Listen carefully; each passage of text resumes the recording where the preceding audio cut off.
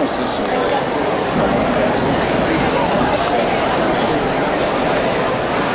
Bem, em primeiro lugar, muito obrigado pelo convite. Eu, lamentavelmente, não reparei que a minha palestra, eu fui tentar salvá-la no pendrive, estava lotado. Então, evidentemente, eu trouxe ela aqui. Acho que vale a pena dar uma olhada.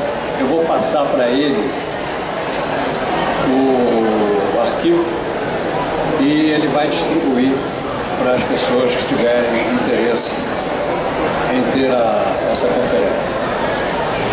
Em primeiro lugar, quando nós estávamos no metrô, tudo naquela época nós fazíamos com estudos.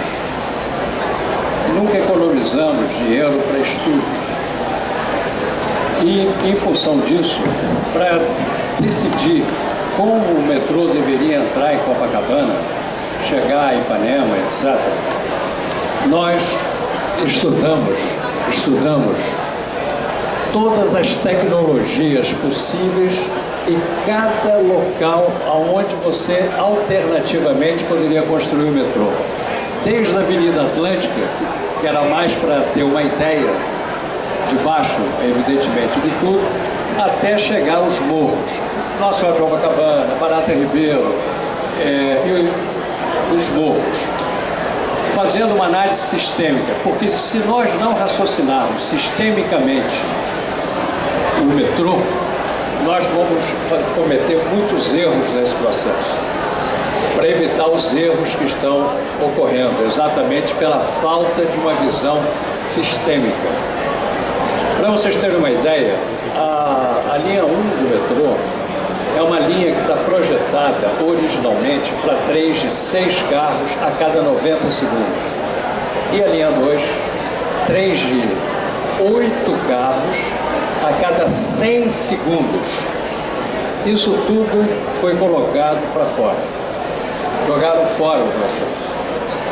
Lamentavelmente, o que interessa para um sistema de metrô, daí a razão metrô ser bem diferente de um sistema de trem metropolitano, é exatamente o intervalo entre trens. Eu, com intervalos mais curtos, eu consigo ter obras mais baratas. Por quê? Porque eu passo a ter uma plataforma de estação menor para um headway de 90 segundos do que se eu tiver com 5 minutos, por exemplo. Então, o metrô foi todo ele feito sistemicamente.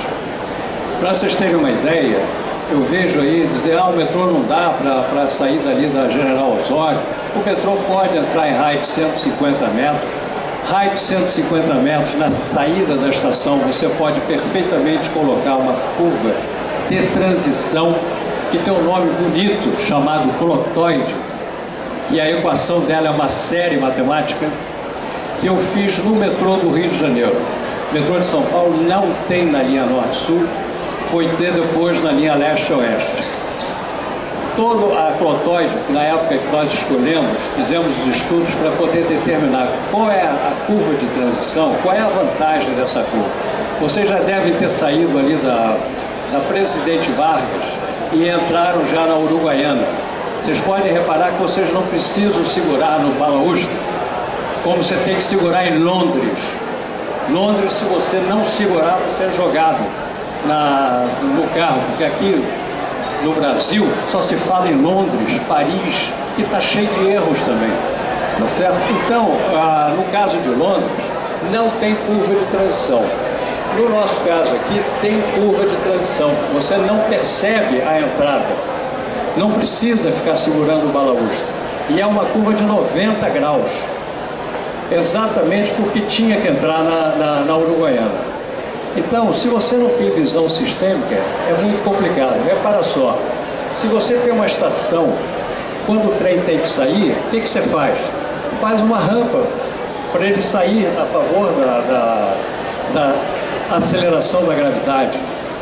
E quando ele vai chegar, ele sobe, e a gravidade segura ele. Para que isso? Economizar energia, economizar sapatas de freio. Então, quando você faz um metrô dessa forma, todo ele planejado, projetado, matematicamente, que muita gente não gosta de matemática, mas é fundamental para poder chegarmos aonde a gente deseja chegar, eu gostaria de deixar claro isso aqui, com essas pequenas colocações de transição, etc., para poder ver que uma estação, por exemplo, uma linha 4 original, ela teve problemas. Qual o problema? Primeiro, na engenharia financeira. Tarifa altíssima. Por quê? Puseram a iniciativa privada para colocar 55% dos investimentos e o governo 45%. Quando você faz os cálculos de uma engenharia financeira, isso vai a um valor de tarifa que hoje estaria em torno de quase R$9, que ainda teria que pegar um trem na linha 1 com mais R$3. Isso a população não tem recursos. Hoje nós temos uma exclusão social no Rio de Janeiro, definida pelo Ministério da Cidade, de cerca de quase 38%. Pessoas que têm carteira assinada e dormem na rua. Então, em função, não adianta você ficar ampliando tarifa ad eterno, porque você também vai isolar as pessoas. Por outro lado, a linha 4 do metrô original tinha que fazer um centro de manutenção na entrada do metrô, da Barra. Isso pouca gente sabe. Então, esse é o detalhe do processo. E outra, não adianta eu colocar no Morro de São João, porque eu não tenho intervalo. Eu estou com 4 minutos e hoje são 6 minutos e meio. 4 minutos não é intervalo de metrô. São Paulo tem 112 segundos.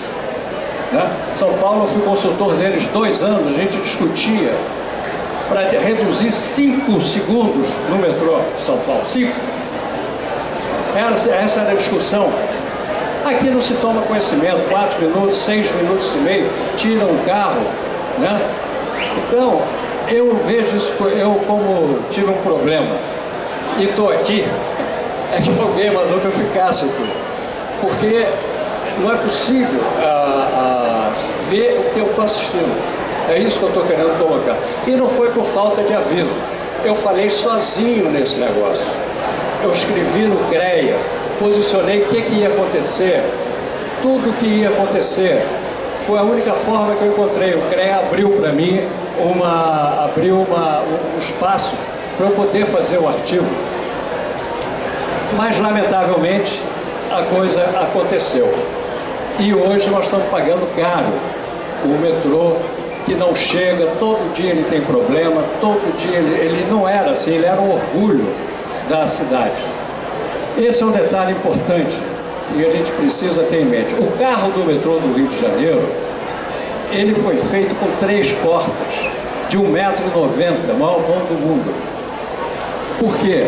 Porque nós fizemos estudos ergonométricos e chegamos à conclusão que portas de 1,30 m, como é o metrô de São Paulo, como são os trens japoneses, como é o metrô de Paris, não eram mais adequados. E fizemos com 3 portas. Quando você põe muita gente no carro, as portas têm problema. Mas não é só o metrô do Rio, todos eles foram calculados para 8 pessoas por metro quadrado. E eu vi relatórios recentes dizendo que na literatura pode ser feito com 9, 9,5, é porque a mãe do cara não está lá. É só por isso. Porque você fica sem ar. Cada pessoa precisa de 32 metros cúbicos por hora de ar. Né? É fácil fazer os cálculos de um processo desse para ver se quando enguiça, ele fica todo lá dentro, sem ar, sem o ar-condicionado. E isso o que é? É criação de custo social. O sistema de transporte não pode trazer custo social, não pode produzir custo social para a população. Não há como. Mas aqui a gente produz. Então, exatamente porque as pessoas que comandam não são transportadas por esse sistema de transporte. Calo nas rodas. é outra coisa, que você acaba com a via permanente. O trilho de 57 quilos por metro contra o trilho, contra a roda, ambas americanas, que na época era o que a gente podia fazer, porque não deixava a gente importar, provoca um calo na roda. Por isso nós compramos um torno de rodeiro para poder tirar esse calo na roda. Você pode reparar que o metrô nunca transfere vibração, mas se tiver com calo na roda, vai transferir sim vibração.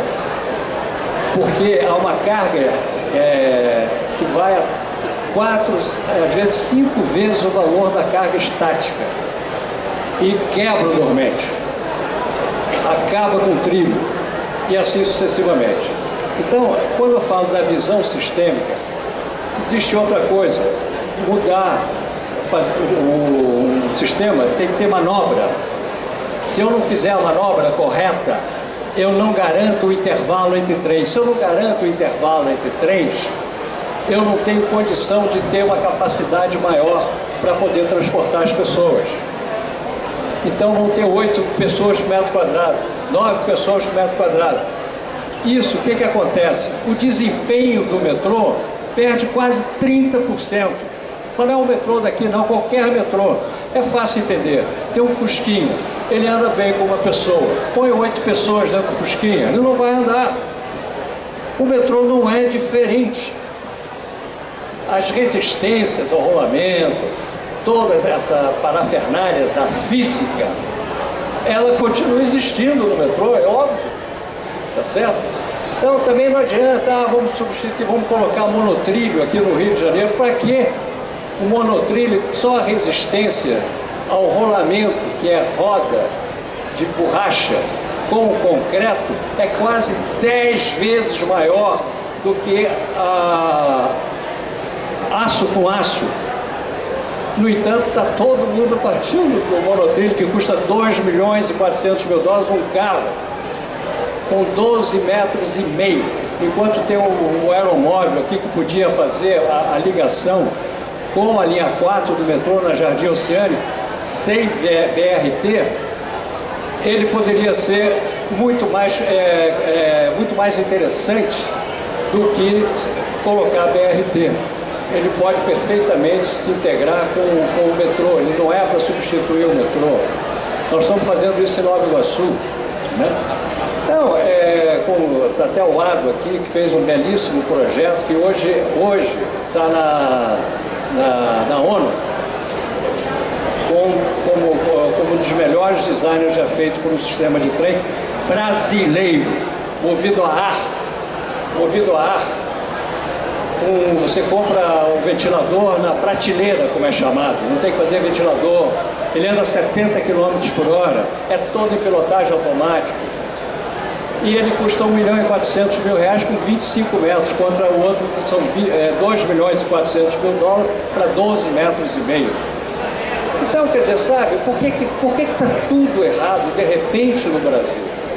O Rio de Janeiro, que antigamente dava as cartas na área de transporte, hoje está, não sei o que ele está dando, né? Porque está realmente um horror. Quer dizer, chegam para mim e dizem assim, não pode fazer a Gávea porque o solo é mole. Pô, todo o solo é mole no Rio de Janeiro. Eu fiz a Uruguaiana, o solo é mole. Eu fiz a Presidente Vargas, tem um trator que afundou lá, que deve estar saindo agora no Japão. Nós não conseguimos pegar mais o trator, né? Vai passar debaixo de prédio, qual é o problema? Agora eu estou vendo muita gente assinando documentos que não são engenheiros, que tem uma responsabilidade nesse processo. É só isso que eu estou querendo alertar. Aí fica todo mundo com medo. Com medo de quê? Vocês conhecem aquele prédio da Embratel, da Presidente Vargas, nós cortamos os pilares daqueles todos frontais de lá. Qual é o problema? Todo mundo trabalhando na Embratel. Passamos debaixo do palco de fronteira, onde é hiperestático o processo. Não derrubamos o viaduto, pelo contrário, passamos 2 vezes. O viaduto da Mangueira, passamos debaixo dos pilares do viaduto, que é um senhor viaduto de 2 andares. Qual é o problema? tivemos problemas? Sim, tivemos vários, mas temos soluções de engenharia. Para isso, você tem que ter gente competente. Se não tiver, aí realmente você tem que ficar apavorado. Então, não tem por que não fazer uma curva de 90 graus, não tem por que passar pelo prédio embaixo. São Paulo fez isso no passado. Depois acabou tendo alguns problemas diferentes, né? Recentes, inclusive. Então, era isso que eu queria falar. E fico à disposição aí para depois as perguntas. Muito obrigado.